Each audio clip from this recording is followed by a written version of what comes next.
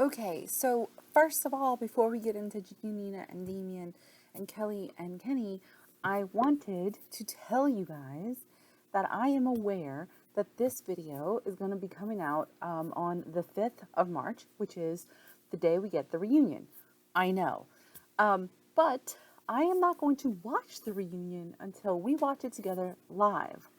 And I am planning on doing that on Friday on my channel at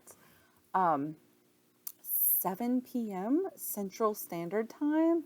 So I think that's 6 p.m. on the East Coast. I'm not sure what it is as you get closer to California, but that's what time I'm planning on doing it here on the channel, 7 p.m. Central Standard Time. So just want to let you guys know.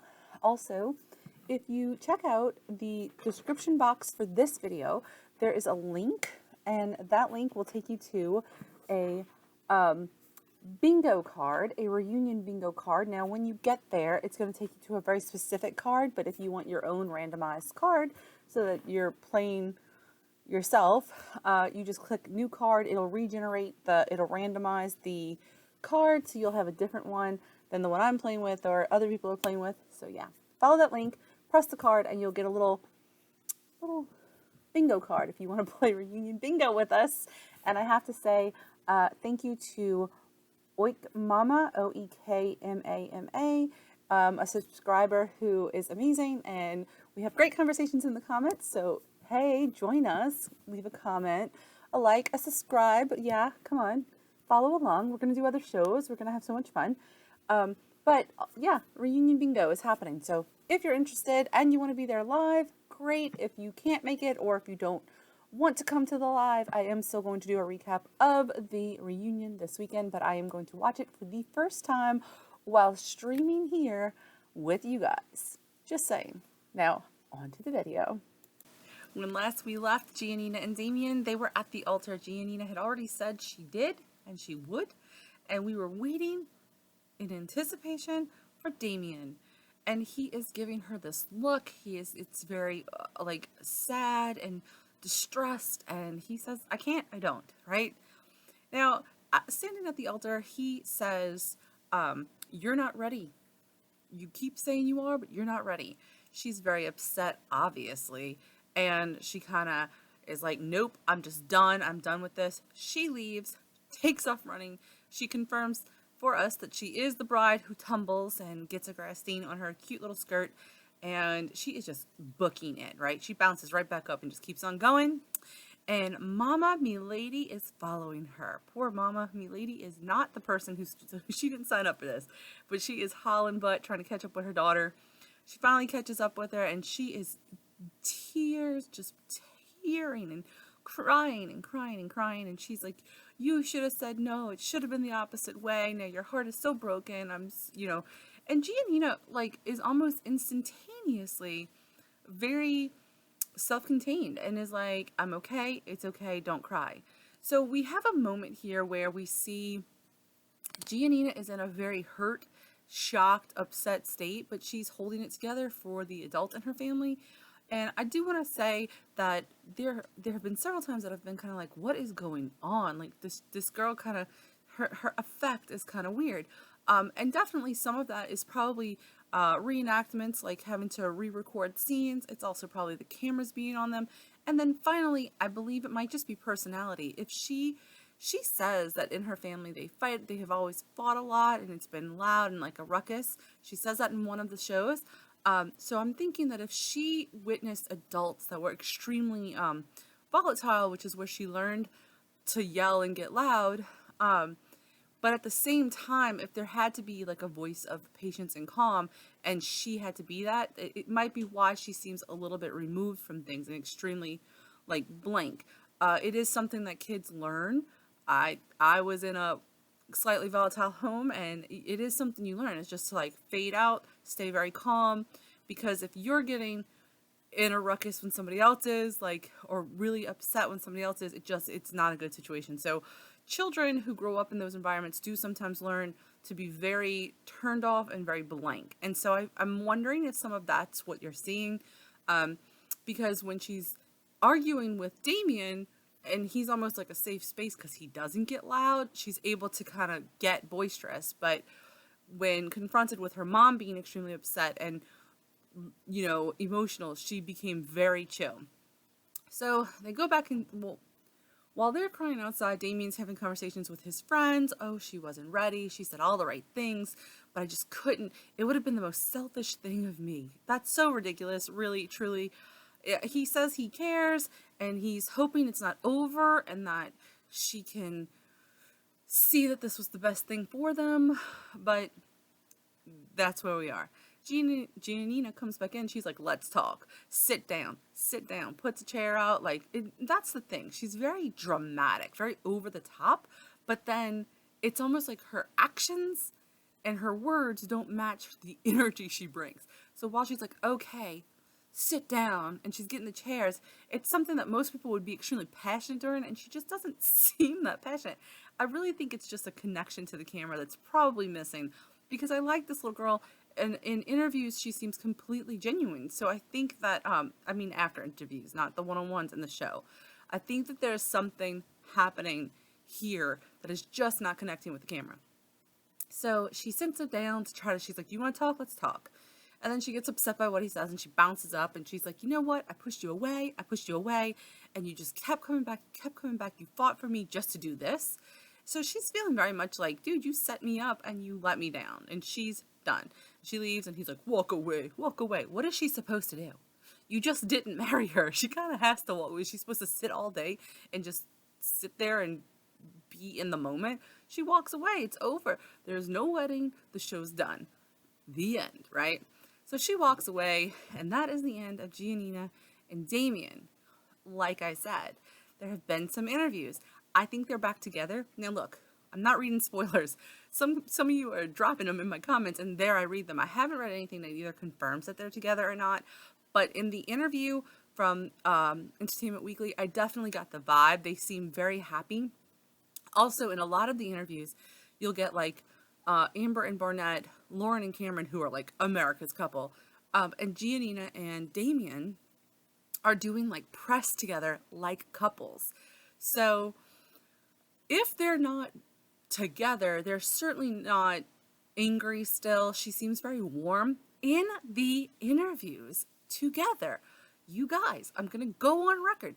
I hope you don't think that I look, I know we're talking about like, one-dimensional caricatures of these people that, Netflix gave us an edit. So when I'm sitting here talking a lot of trash, I am obviously talking about the character that we have been given. Now, if I take that and I start talking about their Instagram or their personal interviews, that is getting a little bit more personal because they're giving us a little bit of more of a person to speak on, right? So, but for the most part, as I'm going through this show, I'm talking about the people we were given. I understand that they were edited. I understand that there's a story. I understand that Netflix has a job to do, and they did it beautifully. But I'm just saying. So I did want to say I was wrong, I think, because in the interviews, Damien, who comes across to me as douchey and creepy in the show, comes across as quite warm and calm and kind.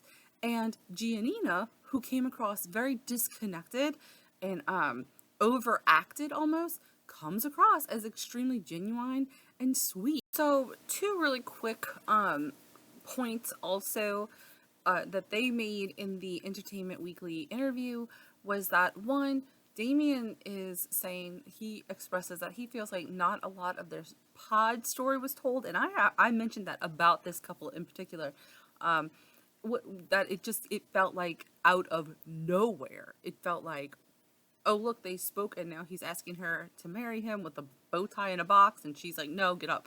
Like it was kind of like this strange thing. We didn't really know either one of them very well. With Lauren and Cameron, I feel like, and with Mark and Jessica and Barnett, we got to know the characters that Netflix was building inside of these pods. So I did not feel like we got that. So I think what we did wind up with Damien and Giannina was just the weirdness of trying to be a couple on TV for the first time. So he does mention that, and I agree with him. I think we should have had more pod time. More pod time. It's a binging show. I literally said this already, but I will say it again. Like, I don't understand why they didn't give us like double the shows. You could have, instead of putting out 5, you could have put out 10. Instead of putting out, I mean, I guess editing and production, but they recorded all of that footage anyway, so you have it just hanging around. I don't know. I wish we would have gotten more pod time. Giannina says, now this is something I really was kind of pissed by when he tells her he's not going to marry her. He says it's because he knows her and he knows she's not ready. And I was kind of like, yo, you're speaking for her. If she said, I do, it's not fair to then say, I know you said you do, but you don't really mean it. And I know you better than you know you. So I'm going to say I don't and then blame you. You know what I mean? Which is kind of what he did. But in the interview with Entertainment Weekly, Giannina says that she felt like they were 100% in tune, that he was reading her mind most of the time, and that he knew her almost better than she knew herself. So, hey, clearly he was on to something. And again, I will state that I was wrong about this couple, that I actually really like them, and I hope that they are dating in real life. They seem like they are actually communicating quite well despite what we saw on the cameras. So, there we go. When it comes to Kelly and Kenny, we're going to do a little bit more of a conversation and less of a step-by-step because I feel like I kind of glossed over them. They're kind of boring to me. So let's get into this just a little bit. We have Kenny, who is going to talk to us about like he believes in serendipity and he just thinks this was meant to be and he's uber excited and just believing it's going to be okay. I don't know why, but okay. And then we have Kelly, who is kind of like, I just feel like if I was in love, I'd feel that infatuation. Now, what's kind of interesting is that with Kelly and Kenny, when they met, Kelly didn't seem to immediately withdraw due to his looks, right? She ran to him. He's taller than her. He's able to pick her up. So he's not like somebody who can't toss her around or whatever. But while they seem to have I found it awkward. Any lull in the conversation, she was laying on a kiss. She was constantly kissing him. And apparently they made out quite often and stuff like that. Now, they, I guess, decide at some point, it's a decision that's made, that they're not going to have sex until they're married or it's more serious or whatever. Now, Kenny has made a comment on that. He says that it was something he strongly believed in. He didn't want to have sex until they knew the relationship was real, whether that be married or whatever. So Kenny seems to be the one who decided that. And I don't know if that was what shut down Kelly or if she would have shut down anyway. But later on, you see him kind of be like, we still haven't banged. And she starts talking about being unable to climax and how that's been a problem she's had in the past. And in his one-on-one, Kenny is like, this is so weird to have this conversation, to talk about sex. And it's kind of like, okay, hold on, back it up. If you, if you know somebody well enough to bang them, then you should be able to talk to them. You should know them well enough to talk to them about banging them. Because really, guys, what are we doing? We're like, if everybody's going to be happy and satisfied, then we need to be able to talk about it, right? What did you like? What do you not like? What would you like to change? Come on. I'm not saying that some people aren't just naturally gifted, but at the same time, if you're going to be with a partner, especially you're going to marry somebody, you need to be able to talk about how and what you like, and you need to be able to express yourself and feel confident exploring the sexual relationship that you're going to share. I mean, it's a marriage. It's the rest of your life. Come on. So it was kind of like, grow up. This is a grown-up conversation. So just put it out there. But Kelly is expressing to the camera that she's not into him. But I feel like her what she's saying to him isn't, I'm not into you. It's like, oh, I don't want to do this because of that. I don't know. It just didn't feel genuine. It felt like she was giving him the runaround, but he still truly believed that they were going to match. Now, she does say we work on so many levels, and on paper we're perfect. On the one-on-one, she's like in the one-on-one interview, she's like, I don't feel it. And if I was in love with him, I would feel it. Now, here is where I had that whole, like, I think Kelly is shooting her shot too high, because I think that this is a guy who is a really good match for her. I think he's a really good match for her. I think that I don't think that Kenny is unattractive. He's a perfectly fine little guy, blonde hair, blue eyes. He's just the average dude. To me, he looks like the 1950s Dennis the Menace actor has grown up. Like, that's what I just would imagine. But anyway, Kelly is not an ugly girl, but she's not what you might traditionally call like a hot chick.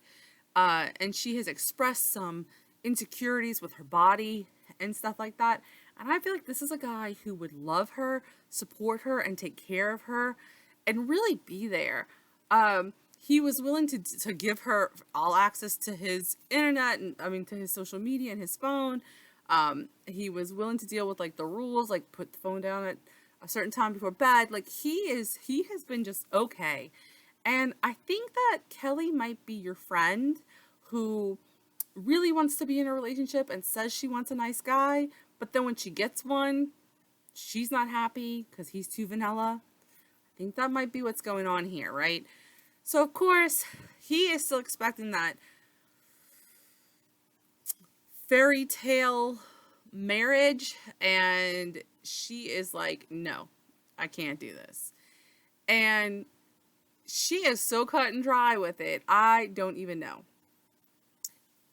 In the end, he is upset. He's hurt. The producer who's there with him is like, do you think that, would you marry her later? And he's like, I'm not even talking about that. Stop recording. Stop recording. Stop recording.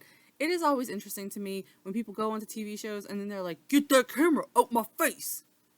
Like, you literally signed up for this, bro.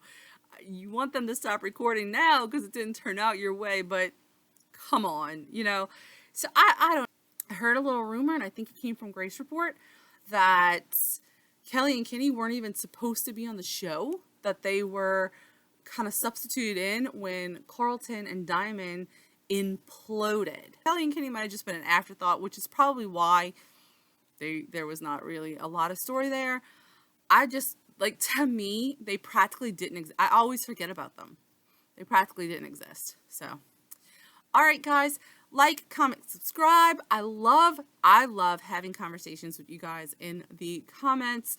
Y'all are hilarious, super smart. And I tell you this, professionally, I am an online researcher, and I haven't really dove into this because, like I said, I was trying to stay off of social media to not get it all spoiled. But you guys are finding stuff. Y'all are digging deep, and I love it. I did want you to start dropping some like suggestions. What are you interested in? I think I'm gonna do. I know I'm doing some retro recaps, but also like, what shows are you guys watching?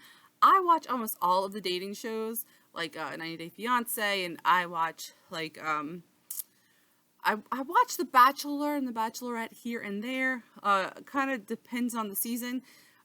Stuff like that. I'm into Real Housewives. Right now, I think Below Deck, the sailing boat is on. Just a bunch. I love reality TV. I was here for the very first season of The Real World before everything else exploded. And I was a very young child then, and I am into it. So let me know what you guys are watching. Maybe I'll find some shows I've never heard of. But we'll definitely decide what we're going to move into next. And I don't know. It's been fun. I can't wait to do a live reaction to the reunion. See you guys on Friday at 7 p.m. Central Standard Time.